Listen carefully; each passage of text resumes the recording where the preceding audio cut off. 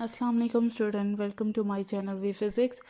चलिए स्टार्ट करते हैं आज का लेक्चर। बिस्मिल्लाहिर्रहमानिर्रहीम। फ़िज़िकल ऑप्टिक्स का आज जो टॉपिक हम करेंगे दैट इज़ माइकलसन इंटरफेरोमीटर।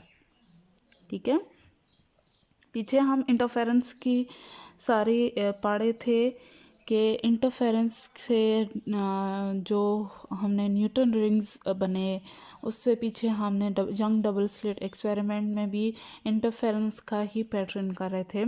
यहाँ पे भी माइकलसन ने एक ऐसा इंस्ट्रूमेंट बच्चों बनाया, ठीक है, जिसमें उसने इंटरफेरेंस के पैटर्न को यूज़ करके डिस्टेंस को मेजर किया, और वो भी हाई प्रिसाइज वैल्यू दी।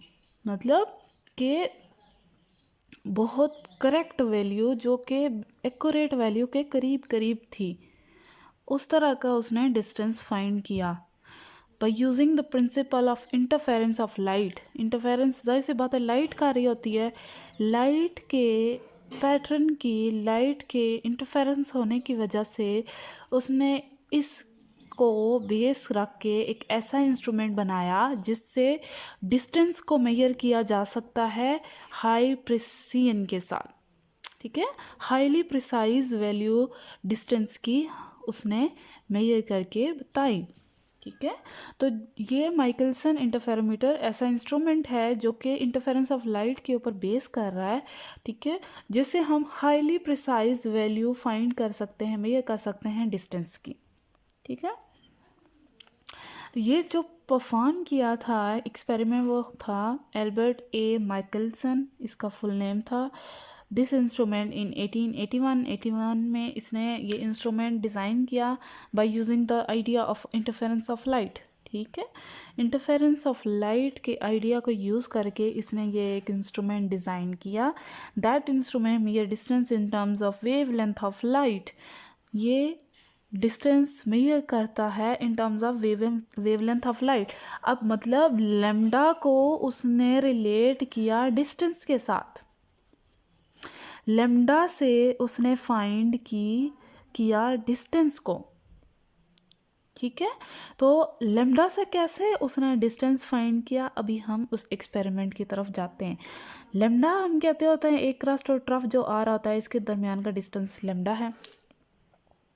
ठीक है, सॉरी, ये लैम्डा बाई 2 है, और जो दोनों क्रस्ट और दोनों ट्रफ के दरमियान का डिस्टेंस जो होता है वो लैम्डा होता है।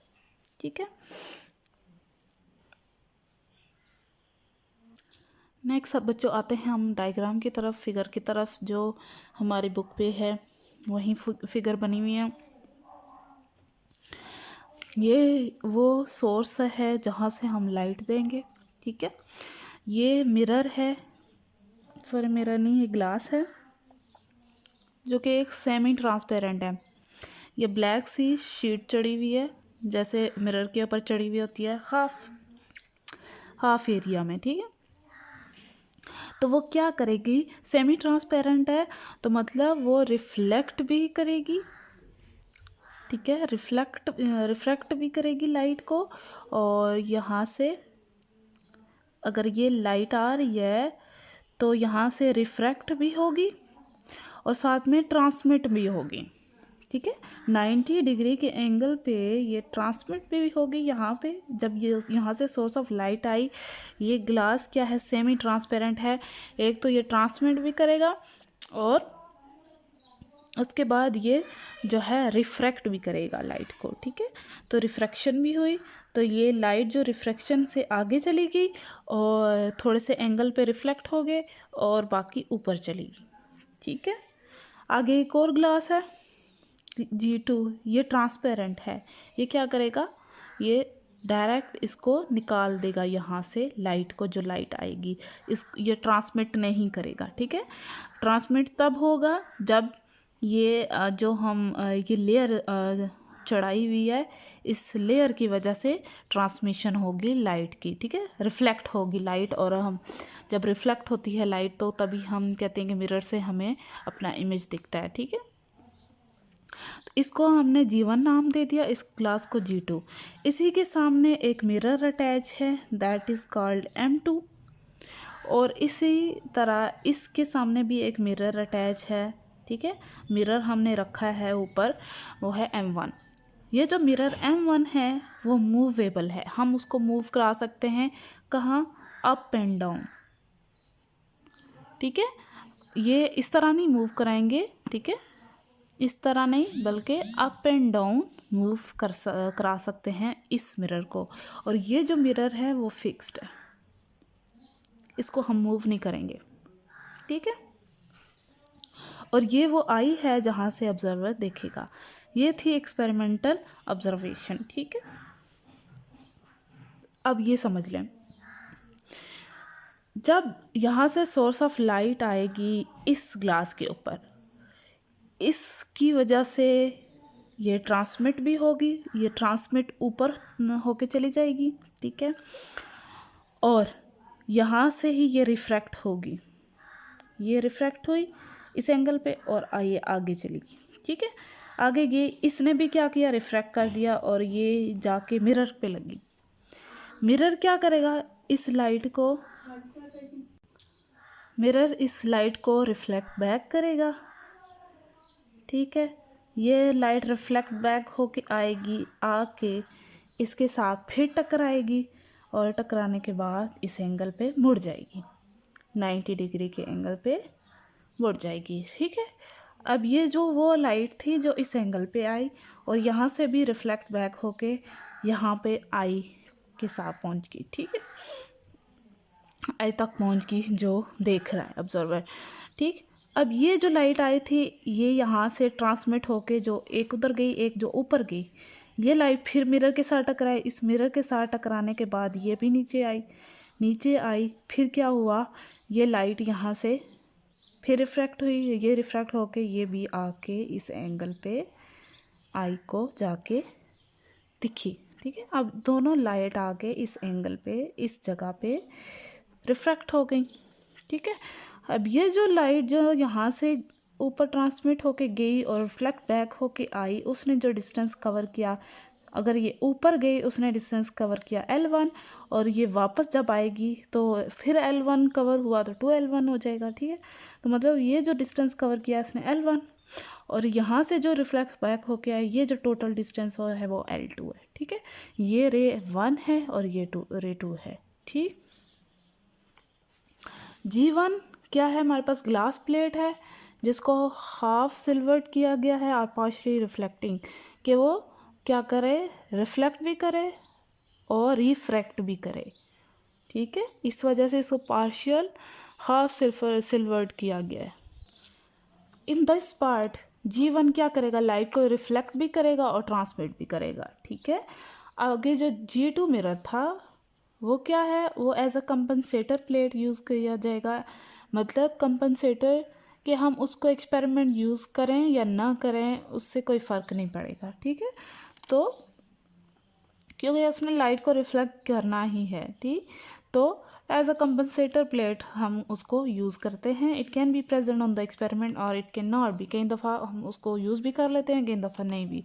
वो क्या करता है, सिर्फ पाथ को इक्वलाइज करता है बीम के अंदर, जो ये दो बीम आ रहे होते हैं उनकी पाथ को जो है इक्वल करता है, ठीक है। इसका काम यही होता है जो G2 ग्लास है, ठीक। M1 मैंने आपको बताया जो मिरर है वो मूवेबल है, जिसको अप एंड डाउन हम मूव कर सकते हैं। M2 जो मिरर था वो फिक्स था, ठीक है। ये सामने देखिए। अब मैं आपको बताऊं, यहाँ से जब हम सोर्स ऑफ लाइट क्या करते हैं, सोर्स ऑफ लाइट दी, ठीक है, यहाँ से ये लाइट आई और यहाँ से रिफ्रैक्ट हुई और इस एंगल पे चली गई, ठीक है। और यहाँ से जब लाइट रिफ्रैक्ट हुई इसी तरह लाइट ट्रांसमिट भी हुई ऊपर की तरफ, ठीक है। यहाँ पे ये है मिरर, ये ऊपर ट्रांसमिट हुई, ठीक है। और ये जो ऊपर लाइट ट्रांसमिट हुई वो इसके साथ रिफ्लेक्ट बैक होके आई, ये बैक होके आई यहाँ से आके यहाँ एक ऑब्जर्वर है उसकी आई को दिखी, ठीक है। और इसी तरह इसने जो लेंथ कवर की, डिस्टेंस कवर किया, हम कहते हैं वो L1 है। और ये जो रिफ्लेक्ट बैक होके रिफ्रैक्ट होके यहाँ, सॉरी रिफ्लेक्ट हुई यहाँ, इस मिरर की इससे रिफ्रैक्ट हुई, पास होके इस पॉइंट पे आई, मिरर से टकराई, मिरर से टकराने के बाद फिर वापस रिफ्लेक्ट हुई, फिर इससे गुजरी, फिर यहाँ पे आई और यहाँ से रिफ्रैक्ट होके डायरेक्ट नीचे आई। अब ये देखें 2 रे बन गई। अब ये जो दोनों रे होंगी, लाइट आ रही होंगी, एक तो ये सेम फ्रिक्वेंसी की होंगी और उनकी डायरेक्शन भी सेम होगी। उनका क्रस्ट या ट्रफ जो है, कई दफ़ा क्रस्ट मिल रहे होंगे, कई दफ़ा कई जगह ट्रफ मिल रहे होंगे। कंस्ट्रक्टिव और डिस्ट्रक्टिव इंटरफेरेंस हो रही होगी इस पाथ पे, ठीक है। इस पाथ पे या कंस्ट्रक्टिव या डिस्ट्रक्टिव इंटरफेरेंस, कंस्ट्रक्टिव इंटरफेरेंस होगी तो हमारे पास ब्राइट फ्रिंज बन रहा होगा, डिस्ट्रक्टिव हो रही होगी तो क्या बन रहा होगा, हमारे पास डार्क फ्रिंज बनेगा। तो इसने क्या किया, इस पे कंडीशन फुलफिल हो गई इंटरफेरेंस की। तो जो पैटर्न ऑब्जर्व किया गया ये माइकलसन इंटरफेरोमीटर में, वो इस तरह का कुछ पैटर्न था, ठीक है। इस तरह के ब्राइट डार्क फ्रिंजेस अपीयर हुए, ठीक। ब्राइट डार्क ब्लैक डार्क को रिप्रेजेंट कर रहा है और वाइट पार्ट जो है ब्राइट को, ठीक है।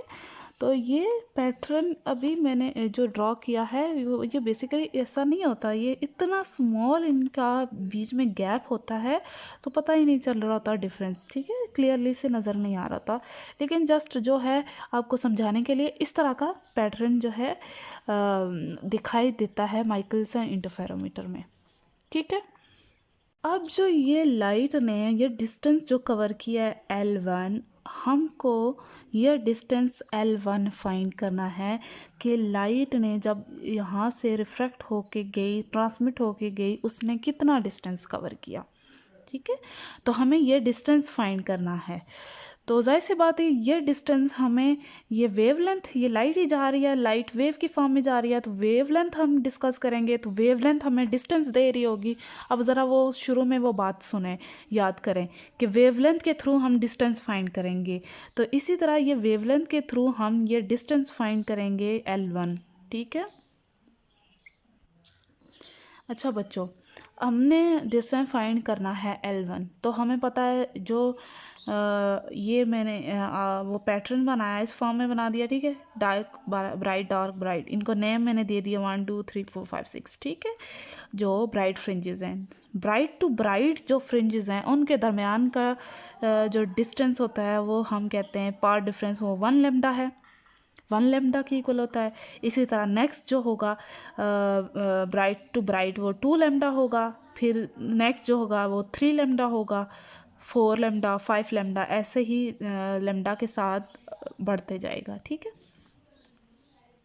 अब देखें बच्चों, अगर हम ये चाहते हैं कि हम इस जो पैटर्न को शिफ्ट करें, ऐसे जो अभी 1 पार्ट है वो 1 पार्ट यहाँ पे आ जाए, ठीक है। उसको अगर हम शिफ्ट करना चाहें, मूव करना चाहें इस पैटर्न को 1 से 2 पॉइंट पे, अब मतलब नेक्स्ट में जब मैं इसको शिफ्ट करूं तो उसमें हमें इस जगह पे पैटर्न जो मिले वो फर्स्ट से स्टार्ट हो, ठीक है। यहाँ से फर्स्ट स्टार्ट हो, सेकंड, थर्ड, 4, 5 शिफ्ट करें एक जो ब्राइट फ्रिंज से दूसरे फ्रिंज के ऊपर, ठीक है। तो द पैटर्न टूवर्ड्स राइट और left, so we wish to move the pattern such that 1 point move to the second. इसके लिए क्या करना पड़ेगा, देखें फिगर देखें, मूव कराना है तो इसको अगर यहाँ लाना है तो इसमें हमें 1 लेम्डा का पाथ उसको ऐड करना पड़ेगा, ऐसा ही है ना। अब 1 में को मैंने 2 तक लाना है, उसमें उसको लाने के लिए उसमें 1 ऐड करना पड़ेगा, तो तब 2 आएगा ना। तो मतलब 1 लेम्डा ऐड करेंगे तो वो 2 लेम्डा में आ जाएगा, इस पोजीशन पे आ जाएगा। If we had to move the pattern 1 to 2, so we add 1 lambda path, 1 lambda path add करेंगे। तो ऐड कहाँ पे करेंगे, so we displace mirror M1 in upward direction. ज़रा वो जो डायग्राम है उसकी तरफ देखें ज़रा, ये रही फिगर, ये है, ये हमने कहा था ये मिरर क्या है, मूवेबल है, इसको अप एंड डाउन हम मूव करा सकते हैं, ठीक है। तो हमने एक फ्रिंज क्या करना है, मूव करवाना है, शिफ्ट कराना है।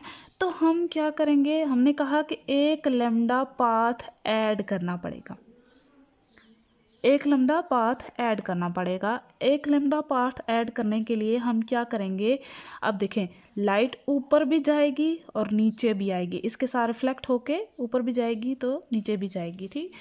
तो हम इस मिरर को क्या करेंगे, λ/2 से मूव करा देंगे ऊपर की तरफ, ठीक है। अब यहाँ से लाइट को हमने λ/2 का पाथ दे दिया, ठीक है। यहाँ से λ/2 उसने कवर किया और इसी तरह नीचे आते हुए भी उसने λ/2 कवर किया, ठीक है। जब मिरर मूव किया इतना डिस्टेंस हमने उसमें और ऐड कर दिया, दैट इज़ λ/2।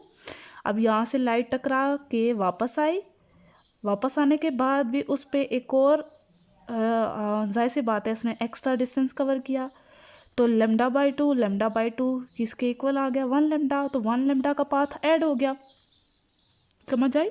जब 1 लैम्डा का पाथ ऐड हुआ तो इसका मतलब अब हमारा फ्रिंज शिफ्ट हो गया 1 से 2 पॉइंट पे, ठीक है। अब ये देखें, अब फ्रिंज शिफ्ट हो गया, ठीक है। 1 2 3 4 एक मूविंग के बाद तो इस तरह का फ्रिंज हमें मिला। अब देखो बच्चों, अगर हमें नेक्स्ट में क्या करना हो, अब हमें एक और इसको स्टेप देना हो, मूव कराना हो इस पॉइंट से इस पॉइंट तक, ठीक है। तो इसका मतलब क्या, हमने पहले सिर्फ लैम्डा का पाथ ऐड किया था तो वो एक फ्रिंज से शिफ्ट हो गया था, तो मतलब अब हमें 2 लैम्डा का पाथ ऐड करना पड़ेगा। अगर 2 टाइम्स उसको शिफ्ट करना है तो ये दोनों से इस पॉइंट पे अगर 1 फ्रिंज लाना है तो 2 लैम्डा का पाथ ऐड करना पड़ेगा, ठीक है। 2 लैम्डा का पाथ ऐड करने के लिए हमें 2 टाइम्स क्या करना पड़ेगा, एक तो λ/2 का पाथ एक साइड पे ऐड करना पड़ेगा और एक मरतबा λ/2 का पाथ जब वो रिफ्लेक्ट बैक होके आएगी तब ऐड करना पड़ेगा, तो ये आ जाएगा 2 लैम्डा। फिगर देखें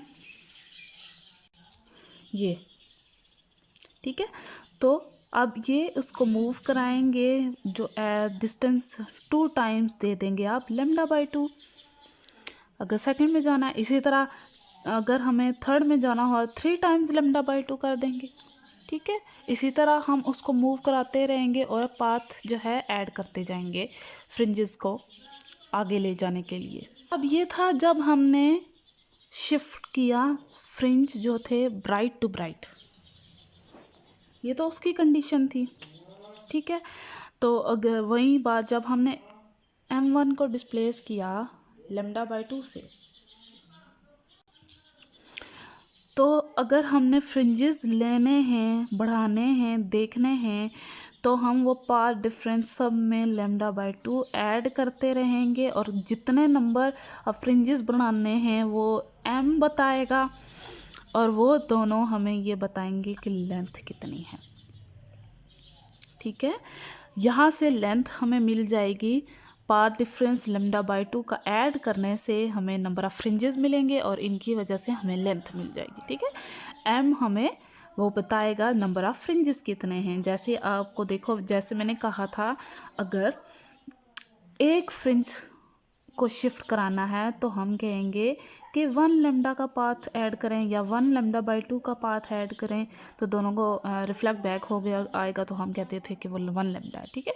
तो दरअसल हम λ/2 पाथ ऐड करते रहें, ठीक है, तो साथ में उसके मल्टीपल आते रहें 1 2 3 4 अप टू सो ऑन, ठीक है। उसकी जगह हमने एक लिख दिया m। आगे देखिए बच्चों, अब हम बात करेंगे जब हम शिफ्ट करेंगे ब्राइट फ्रिंज से डार्क फ्रिंज में।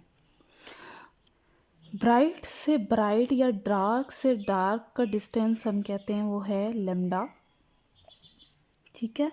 अगर ब्राइट टू डार्क हम कहते होते हैं उनके दरमियान का डिस्टेंस λ/2 था। पीछे याद करें, जब हमें एक लैम्डा का पाथ चाहिए था, उसके लिए हमने इसका हाफ किया था, क्योंकि लाइट ने जाके इसके साथ टकराना भी था और वापस भी आना था, तो इन दोनों को मिला के लैम्डा बन जाता था। ठीक है, ये लैम्डा बाय 2 और इसका भी लैम्डा बाय 2 ऐड करें तो लैम्डा। अब हमें कितना पाथ टोटल चाहिए लैम्डा बाय 2 का, अगर मूव करवाना है तो लैम्डा बाय 2 का हाफ करना पड़ेगा, क्योंकि उसने जाना भी है लाइट ने और वापस भी रिफ्लेक्ट होके आना है। ठीक है, तो हम ऐड करेंगे लैम्डा बाय 4 और लैम्डा बाय 4 का पाथ उस मिरर को मूव करवाएंगे इतना। ठीक है, तो lambda by 4 plus lambda by 4 equals to 2 lambda by 4, that is lambda by 2। समझ आई इस बात की?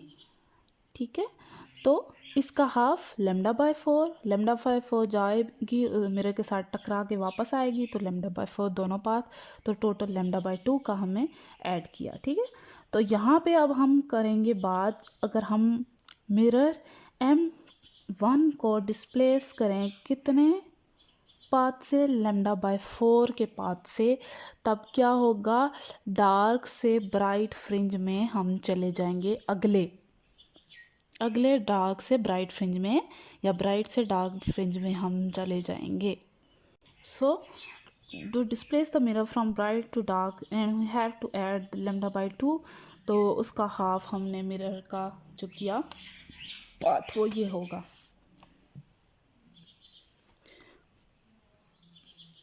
नेक्स्ट देखें बच्चों, जब हमने मिरर को लैम्डा बाय 4 से डिस्प्लेस किया, ठीक है, ये मिनिमम जो होगा पाथ होगा जो हम इस मिरर को डिस्प्लेस कर सकते हैं, इससे ज़्यादा हम उसको डिस्प्लेस नहीं कर सकेंगे।